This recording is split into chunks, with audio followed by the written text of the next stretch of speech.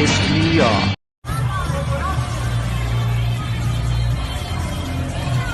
Come on, man, please!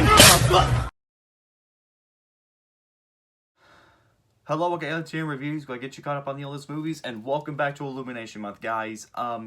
So let's talk about the second Despicable Me movie. So the Lorax was a success. It wasn't as big of a hit as Despicable Me, but it was a lot better than what Hop gave us. So they decided to go with it back to the drawing board with Despicable Me 2.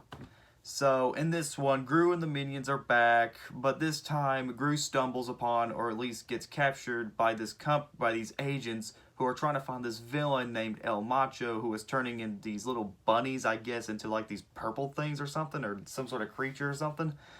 And then Gru stumbles upon Lucy, played by Kristen Wiig, who teams up with her to find El Macho as well as the minions. So it's up to them to stop El Macho with his evil plans and figure out what's going on here. Though there's a subplot involving Gru and Lucy's relationship.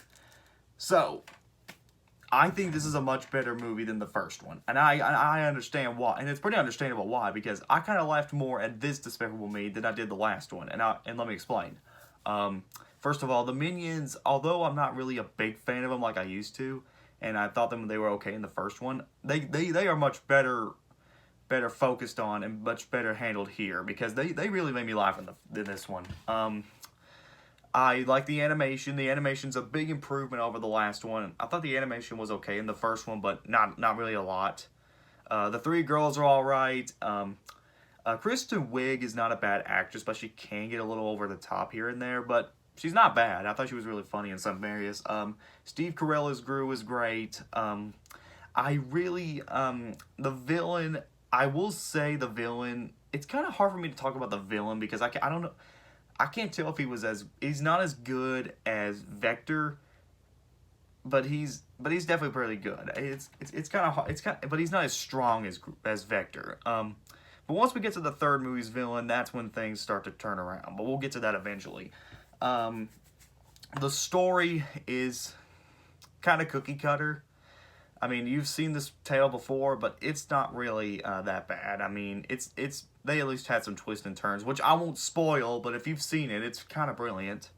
The soundtrack I really enjoy. I think this was the first Illumination film to have a really big song in their movies, and that song was Happy, which was played, like, I remember when Happy was around, it was everywhere. Everybody was singing it. It was on the radio.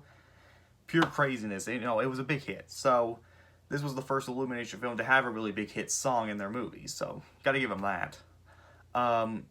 The humor is much funnier. Like I said, I laughed more than I did in the first one, and I have to say it, I kind of think the soundtrack is better than the first one.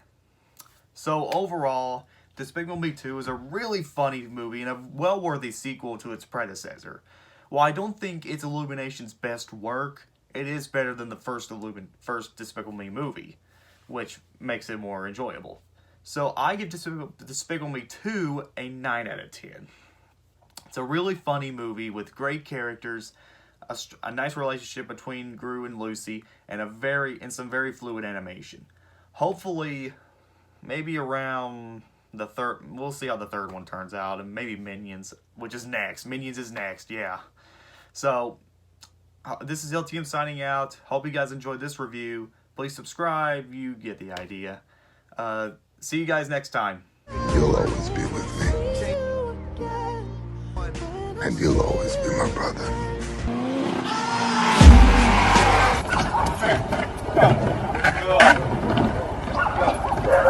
So you want to take it? Get up.